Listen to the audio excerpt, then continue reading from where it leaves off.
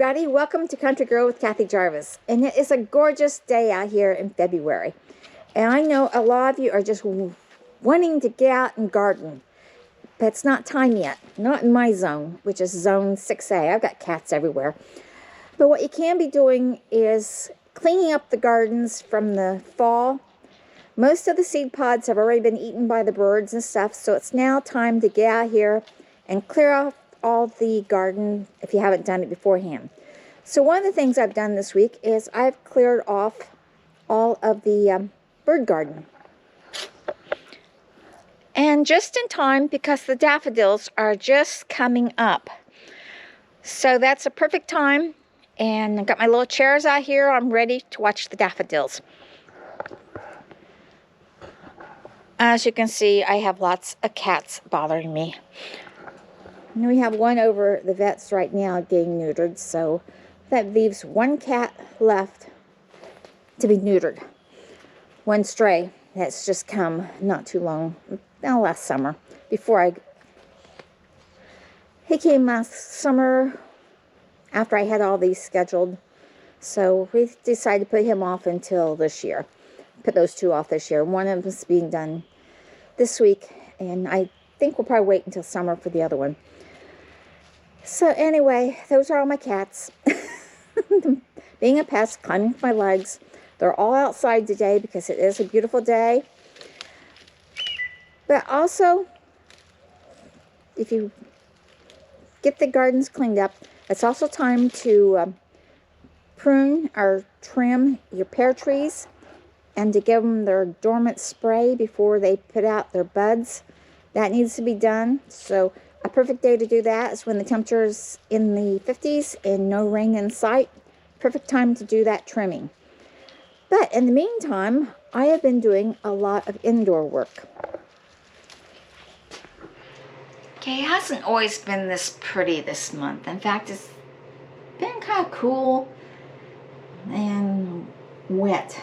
So I've been doing a lot of planting, and that's one thing that I highly recommend that any gardener do is plan the garden before you ever set foot in the garden as far as spring. You have to decide what you're going to plant, where you're going to plant it, and how much you're going to plant. So that's what I've been working on. The first thing I did was I went through my seeds and made an inventory of all the seeds that I had. And then I did a rough sketch of the garden and put in where I wanted to plant everything.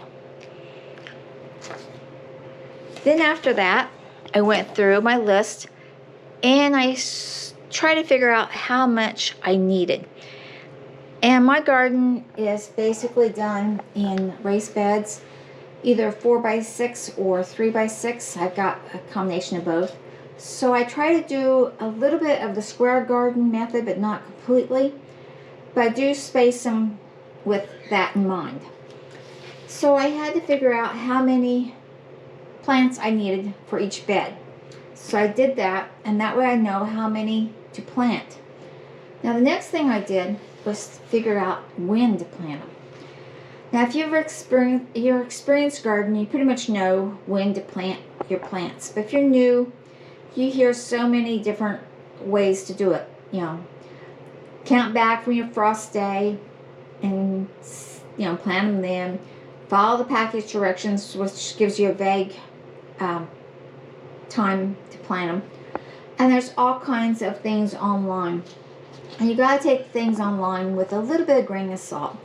Because I found some that say to plant your Brussels sprouts and your cabbages and stuff to wait until the last of March to do it, and I found that it's much better to do it around February.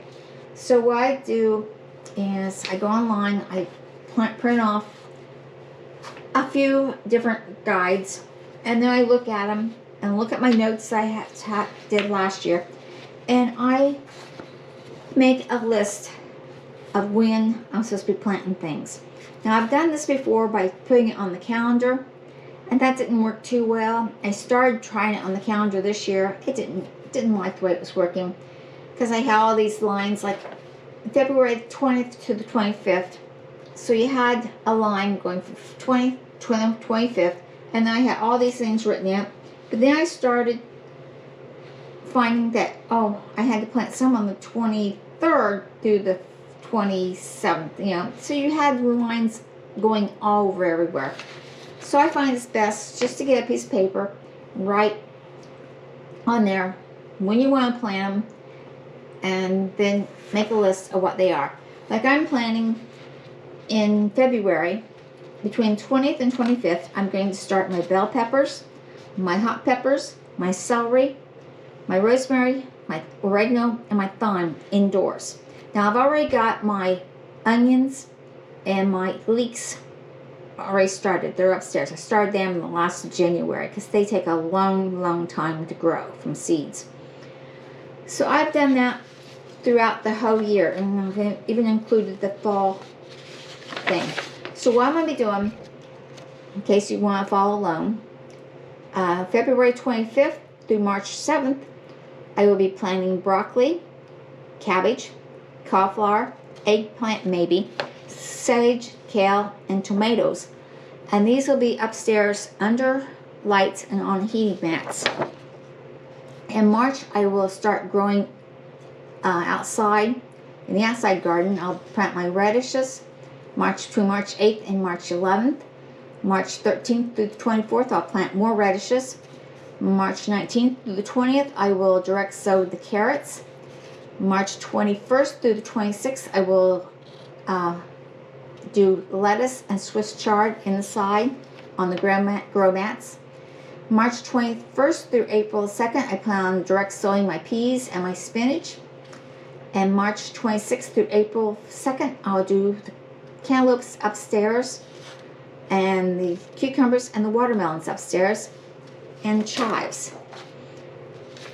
Then in March 26th through April 5th, I will transplant the broccoli, the cauliflower, the cabbages, the kale out to the outside garden, and the parsley I will direct sow.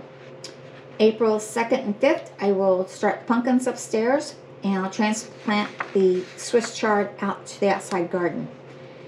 April 6th through 16th, I will direct sow onion sets and turnips. And April 6th through the 18th, I will direct sow the parsnips. The 19th through the 18th, no, the 9th through the 18th, I will direct sow the basil. And April 16th through the 18th, I will direct sow my potatoes. April 19th to 23rd, I will do rocket, direct sowed. And April 19th through May 5th, I will transplant that lettuce outside. April 23rd through May 5th, I will transplant the basil. I will direct sow dill in Sorrento. Transplant the oregano, the sage, and the thyme. And April 24th, I'll start the celery inside for the fall garden. Yes, you heard that right.